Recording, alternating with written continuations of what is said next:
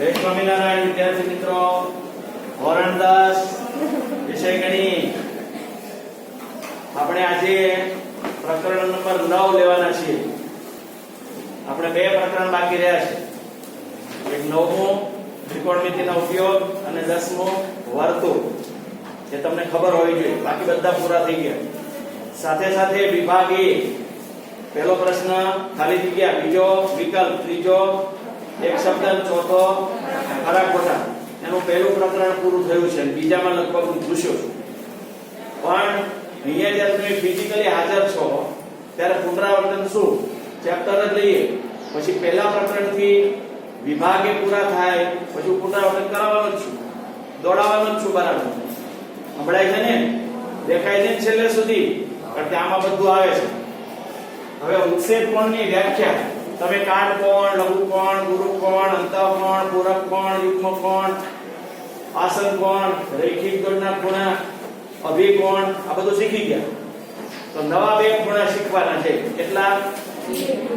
બધાનું ધ્યાન આવ્યું છે. પાના નહીં ફેરવો. હવે જ્યારે હું હાજર છું, હું તમને જોઉં છું, તમે મને જુઓ, મને સાંભળો અને વાત બરાબર સ્પષ્ટ કરો. તો હવે બે ખૂણા નવા શીખવાના છે આપણે. એક ઉત્સેદ કોણ અને બીજો અવસેધ કોણ. તો એને ઓળખવા પડશે ને? હે, મમ્મીના ભાઈને મામા કહેવાય ને, હે, કાકાની બેનને ભાઈ કહેવાય. ખબર છે ને? તમે અહીંયા ઉત્સેદ કોણની વ્યાખ્યા લેવાની છે. હવે તમે જમીન ઉપર, રોડ ઉપર ઊભા છો અને પ્લેન દોડાદોડ જઈ રહ્યું છે ઉપર, એક હેલિકોપ્ટર ઉડીને જઈ રહ્યું છે, એક પ્લેન જઈ રહ્યું છે, તો તમારી દ્રષ્ટિ ક્યાં થશે? ક્યાં જશે? તમારી દ્રષ્ટિ કિરણ ક્યાં જશે? ઉપર તરફ જશે. આમ અને કાં તો મંદિરની આમ એટલું બધું, હે કેટલો મોટો મંદિર છે, એને ધજા પછી એટલી બધી ઊંચે છે, તો તમે ધજા જુઓ છો, તો તમારું દ્રષ્ટિ કિરણ ઉપર છે. આ સમક્ષિતિજ અક્ષ અને આ તમારી દ્રષ્ટિ. અહીંયા કોઈ પી એટલે પ્લેન, પક્ષી વગેરે એ ઉડી રહ્યું છે અને તમે અહીં ઊભા ઊભા જુઓ છો. તો આ સમક્ષિતિજ અક્ષ કહેવાય. શું કહેવાય? સમક્ષિતિજ અક્ષ કહેવાય. અને આ દ્રષ્ટિ કિરણ કહેવાય. એની વચ્ચે જે ખૂણો બન્યો એ ખૂણાનું નામ છે ઉત્સેદ કોણ. હવે એને અહીંયા ઉતારી લો એટલે એ નામ આપી દો. તમારી પાસે કાટકોણ ત્રિકોણ મળ્યો. કયો?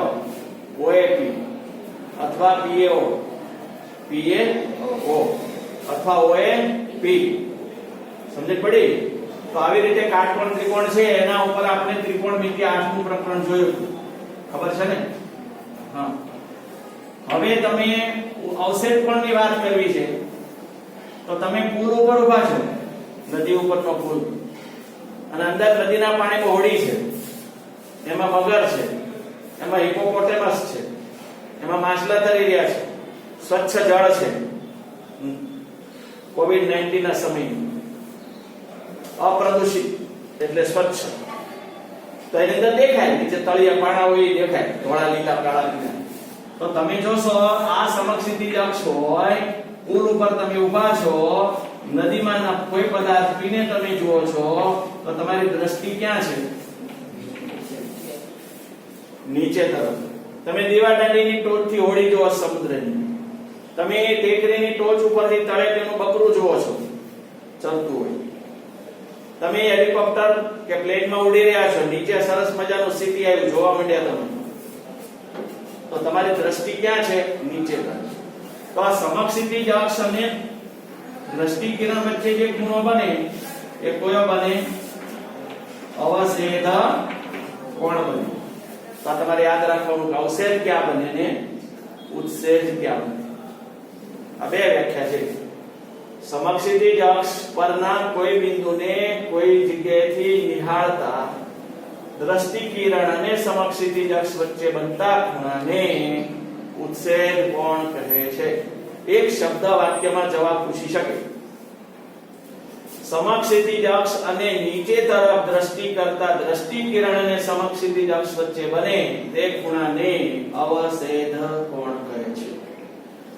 તમારા 9મા પ્રકરણની પ્રસ્તાવનામાં લખેલું છે. ક્લિયર? ઉપર જુઓ તો ઉત્સેદ, નીચે જુઓ તો અવક્ષેદ. પ્રશ્ન એ છે કે ભેગી આકૃતિ દોરું છો, જોઈ લેજો.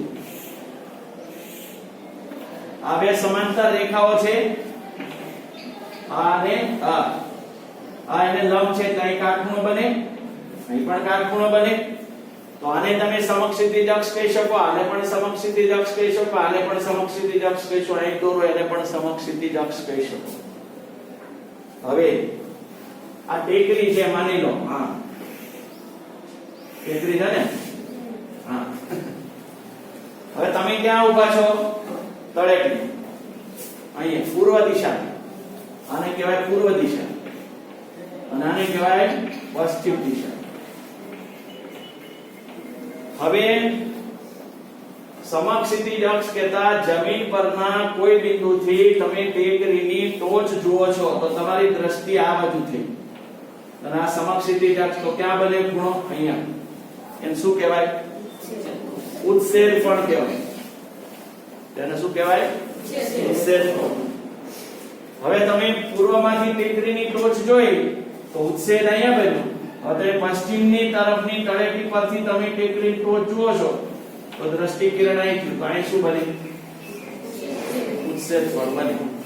પડી હવે જુઓ છો ઉપર જુઓ છો માટે દ્રષ્ટિ કિરણ તરફ અને સમક્ષિતિજ અક્ષ વચ્ચે ખૂણા બને, ઉત્સેદ બને. આના જે કંઈ દાખલા ગણવાના છે એ તમામ દાખલાઓની અંદર આકૃતિ બહુ અગત્યની છે અને એમાં પણ તમારે એરા દર્શાવવાના છે.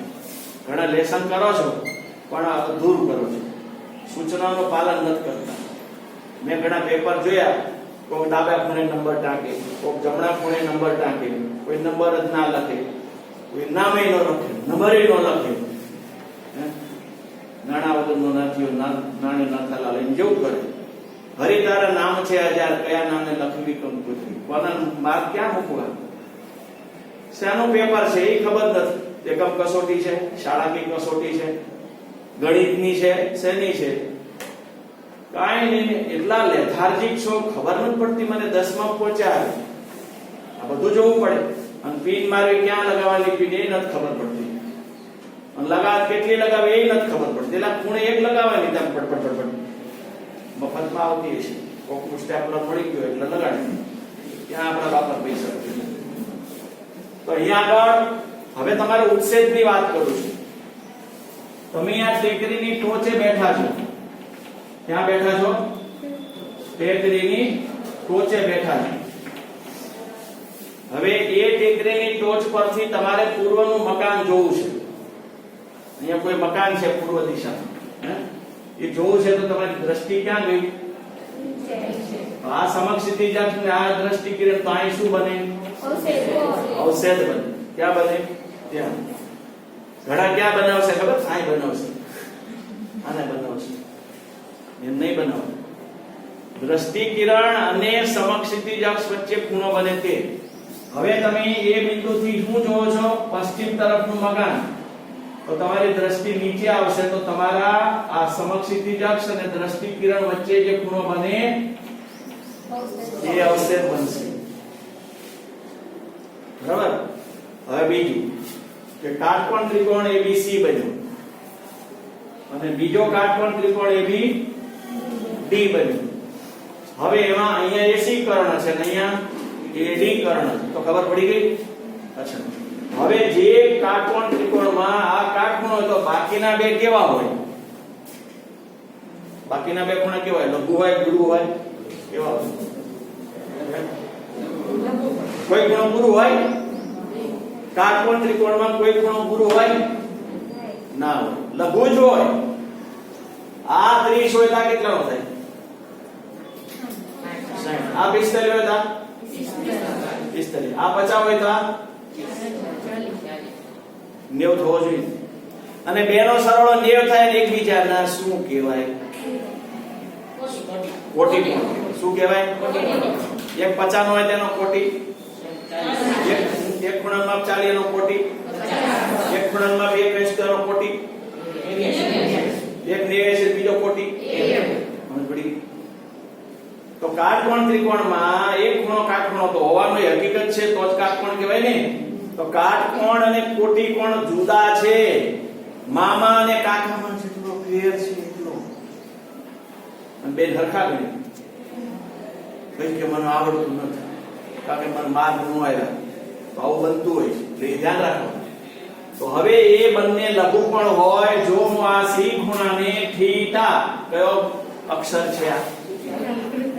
ગ્રીક મૂળાક્ષર થીટા. જણ લઘુકોણ માટે વપરાતો અંશ એ સિમ્બોલ છે, અને થીટા કહે. હવે આ થીટા લઉં તો મને આ એબીસી ત્રિકોણમાં આ ખૂણાની આ કઈ બાજુ કહેવાય અને આ કઈ કહેવાય અને આ કોણ કહેવાય? કર્ણકાકા. બરાબર ને? તો હવે સાબા પાબા અને કર્ણ એના ઉલ્લેખથી આપણને ત્રિકોણમિતિના કેટલા વિધેયો મળે? 6. પહેલું sin થીટા સાબા છેદ તમારા કાકા કર્ણ થાય શું કાકા? sin થીટા એટલે શું? તો sin થીટા ઇક્વલ ટુ સાબા છેદ કર્ણ. નમૂના નંબર 2 cos થીટા બરાબર પાબા છેદ કર્ણ. યાબા નહીં પાબા. હા, દૂરથી વાંચે ને કે યાબા લખે છે, બોલે પાબા. બરાબર છે ને? હા,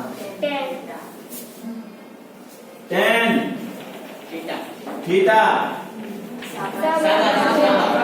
બાપા નો કેતા સાબા છેદ બાબા એટલે tan થીટા. હવે sin નો વ્યાસ cosec cosec થીટા કર્ણ ભાગ્યા સાબા. પછી આવે પાંચમો sec થીટા કર્ણ છેદ બાબા. અને પછી છઠ્ઠો cot થીટા બાબાના છેદમાં સાબા. આને કહેવાય ત્રિકોણમિતીય વિધેયો, ત્રિકોણમિતીય ગુણોત્તરો. બે શબ્દો કહેવાય. તો યાદ રાખજો, આને કહેવાય ત્રિગુણોત્તરો. આ ત્રિકોણ ગુણોત્તરો શબ્દ બોલશે. ત્રિ આવે તો ત્રિકોણ, ત્રિકોણ નથી, ત્રિકોણમિતીય ગુણોત્તર અથવા ત્રિકોણમિતીય sin cos tan cosec sec cot. બોલો જલ્દી. sin cos tan બોલો, બોલા તો sin cos tan cosec sec cot sin cos tan cosec sec cot sin cos tan cosec sec cot sin cos tan cosec sec cot sin cos tan cosec sec cot sin inverse cosec cos inverse sec tan inverse cot cot નો tan sec નો cosec sec નો cosec. તમે કયો પેલા sec નો cosec ના થાય, sec નો cos થાય અને cosec નો sin. આડાવડા કરવા માંડીએ ને ત્યારે ભૂલ પડે, બોલા ડિસ્ટર્બ થાય. sin તપાસ કરી રહ્યા છે ક્લાસ. હવે આ ત્રિકોણમિતિ ગુણોત્તરો યાદ કરજો, વિધેયો યાદ કરજો, એની ઉપર જ આ કામ હાલવાનું છે. આ કાટકોણ ત્રિકોણ છે એની આ સાબા ના પાબા. આ કાટકોણ ત્રિકોણ લ્યો તો આ ખૂણાની આ સાબા ને આ પાબા, આ કર્ણ. ક્લિયર? તો આ રીતે હાલવાનું. તો આ બધા તમને તમારે લખવું હોય તો હવે લખો. ઉત્સેદ કોણની આકૃતિ, અવક્ષેદ કોણની આકૃતિ, અને આની અંદર ઉત્સેદ અવક્ષેદ ક્યાં અને ત્રિગુણોત્તરો ફટાફટ લખો.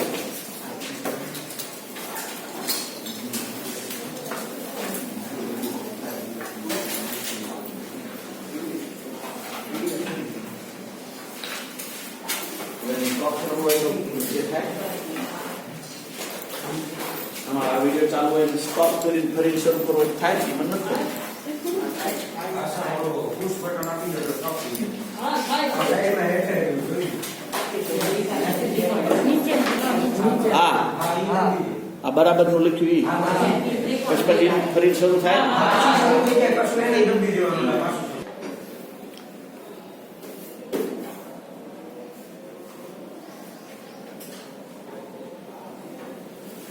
આપણે ઉદાહરણ પહેલું લેશું.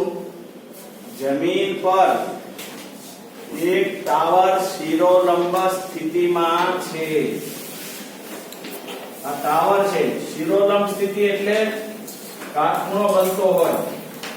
શું બનતો હોય? કાટખૂણો જમીન સાથે બનાવતો હોય. વાવાઝોડાના કારણે ટળી ગયેલો થાંભલાની વાત નથી. ટાવર શિરોલંબ સ્થિતિમાં છે, કાટખૂણો બનાવતો હોય, જમીન છે. આ કોણ છે? જમીન. આ છે ટાવર. તેના પાયાથી, ટાવરના પાયાથી 15 મીટર દૂર, કેટલા મીટર? 15 મીટર દૂર રહેલા જમીન પરના એક બિંદુથી ટાવરની ટોચના, હવે ક્યાં દ્રષ્ટિ કરી તમે? ટાવરની ટોચ તરફ. ટોચનો ઉચ્છેદ કોણનું માપ કેટલું છે? 60 અંશ. હવે આપણે AB ને ટાવર કયો, BC ને જમીન કયો, 15 મીટર દૂર. થીટા 60 છે. તમારે કોનું માપ મેળવવું છે? ટાવરની ઊંચાઈ મેળવવી છે. તો તમારે રકમ વાંચ્યા પછી આકૃતિ આમાં ખાસ દોરવી પડશે પેન્સિલમાં પટ્ટીથી, અને એરો દર્શાવવા પડશે, કાટખૂણો દર્શાવવો પડશે, 15 મીટર એકમ લખવો પડશે. એકમ ખાસ ધ્યાન રાખવાનું. પછી એ લખવાનું વર્ણન. ત્રિકોણ ABC માં ખૂણો B કેટલા અંશનો છે? B કીધો. B પૂછો. ખૂણો C 60 અંશ. ટાવરની ઊંચાઈ AB બરાબર h ધારો. પછી BC બરાબર 15 મીટર. આ તમારી પાસે બેઝિક વસ્તુ છે. હવે તમારે લેવું છે ટાવરની ઊંચાઈ. તો આ ખૂણાની આ શું બાજુ છે? સામેની બાજુ. હવે તમારી પાસે બે માપ છે, એક 60 અને એક પાસેની બાજુ. સામેની બાજુ જોઈએ છે તો એવું ત્રિકોણમિતિ વિધિ કયું છે કે જેમાં સામેની બાજુ, પાસેની બાજુ અને ખૂણાનો ઉલ્લેખ થતો હોય. સામેની બાજુ, પાસેની બાજુ અને ખૂણાનો ઉલ્લેખ થતો હોય. જો આમાં ખાલી સાબા અને કર્ણ છે, આમાં પાબા અને કર્ણ છે, આમાં કર્ણ સાબા, આમાં કર્ણ પાબા, બે વધ્યા. સાબા પાબા અને ખૂણો કર્ણનો ઉલ્લેખ બે વિધાનોમાં થાય, એક tan માં એક cot માં. તો આપણે આ ખૂણાનો શું લેશું? tan. tan C બરાબર, હવે tan વિધાન કયું છે? સાબા છેદ આપણે શું લખશું? સાબા છેદ પાબા. અચ્છા, હવે tan C નું મૂલ્ય ખબર છે? 60. tan C નું મૂલ્ય 60. હવે આની સાબા કઈ? AB. એની પાબા કઈ? BC છે. આ કી છે? સાબા. આ ખૂણો, આ પાબા અને આ કર્ણ. તો આપણે tan C લીધું. હું કામ tan C લીધું સમજ પડી? ક્યારે tan લેવું, cos લેવું, sin લેવું, cosec લેવું, sec લેવું, cot લેવું એ ખબર ક્યારે પડે? તમને ત્રણ વસ્તુ છે, 1 2 3, એમાંથી બે આવી હોય, ત્રીજું શોધવું હોય ત્યારે કોને લેવાય નક્કી કરવાનું. મમ્મી નો આપે, માસી ઘરમાં હોય, માસી તરત આપે, એટલે આપણે માસી ના લે પકડી જેવું છે. સમજાણું? હવે અહીંયા tan 60 નું મૂલ્ય પાછું તમારા 8મા પ્રકરણમાં જવાનું, કોષ્ટકમાં. હવે કોષ્ટક તો સાહેબ અમને નથી આવડતું, યાદ નથી કર્યું, પેલું તો ભૂલી ગયા. તો પાછું આજે છે શું કરવાનું? ખીચડીના આંધણ મૂકવાનું. તો કોષ્ટક આવડી જાય? હે જયપાલ, ખીચડીના આંધણ મૂકી હા પડે છે. હવે આ ખીચડીના આંધણ મૂકે કોષ્ટક આવડે? કોષ્ટક પાકું કરતો આવડે. તો tan 60 નું મૂલ્ય કોઈ યાદ હોય તો બોલો. Very good. √3 બરાબરની નિશાની. AB નું માપ ખબર છે? નહીં, એનું માપ h ધાર્યું છે. છેદમાં BC નું માપ ખબર? 15 ના પડે સાહેબ.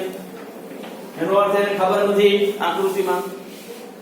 ના હું પાડે BC 15 તો છે તારા કાકા લખ્યું તો છે તઈ હવે આનું સાદું રૂપ આ √3 ને આ 15 શું કરવા જાય તો આપણે હંમેશા પૂર્ણાંકને ક્યાં લખતા હોય છે પહેલા તો 15 √3 થયું તો ત્યાં કોણ વધ્યું કારણ કે h ના છેદના હતા 15 એ ક્યાં આવ્યા √3 ને વાલી વાલી કરવા ગુણવા હવે તમારે h એટલે હું 15 √3 હવે √3 ની પાછી વેલ્યુ કોઈ ખબર છે 1.73 છે યાદ રાખવાનું છે ગોખવાનું શું કરો હે જે પા લેવંશ ના ગુણાનું કહેવાય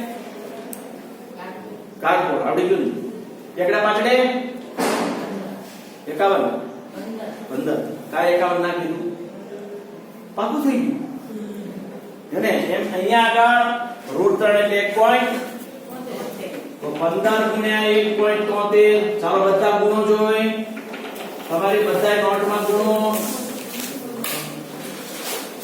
સાવરની ઊંચાઈ ગણિતમાં તો જોતા હો કોઈ ગુણાકાર કરો ગુણાકાર આવડતા નથી ભૂલી ગયા લ્યો કોરોના ની અંદર કોરોના ઘણાને નવું શીખડાઈ ગયું જૂનું ભૂલાડી દીધું તો તમારે ગુણવાનું છે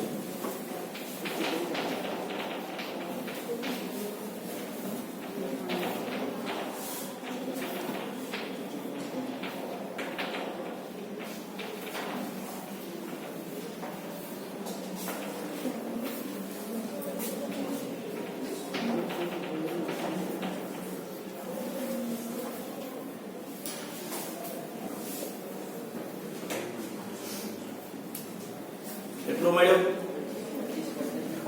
25.95 મળ્યો જો હાથ ઊંચો કરો જોઈ તો સરસ હવે જો તમારા ગણિતમાં અહીંયા લખ્યું છે 15 √3 બરાબર ટાવરની ઊંચાઈ પણ વિકલ્પમાં નહીં હોય 15 √3 ત્યાં મૂક્યું છે 25.95 એટલે તમને આ 15 નો ગુણાકાર 1.73 સાથે કરવો પડે તો આમ આગળ આપણને ત્રિકોણમિતિ અંતર ઊંચાઈ નું પહેલું ઉદાહરણ પૂર્ણ થયું મજા આવી તો આવું આકૃતિ દોરતા શીખી જવાનું પછી કોણ મામા કોણ કાકો સંબંધ નથી કરવાનો પછી કોષ્ટક પાકું કરો sin 30 ખબર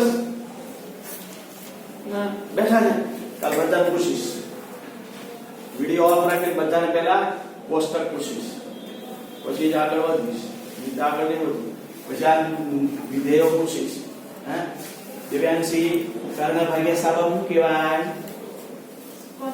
કોસેક કહેવાય છેલ્લે ભાઈ કર્ણ છેદ પાપા શું કહેવાય હે અરે અહીંયા સામે રહ્યું ઓલા શેઠ ભાઈ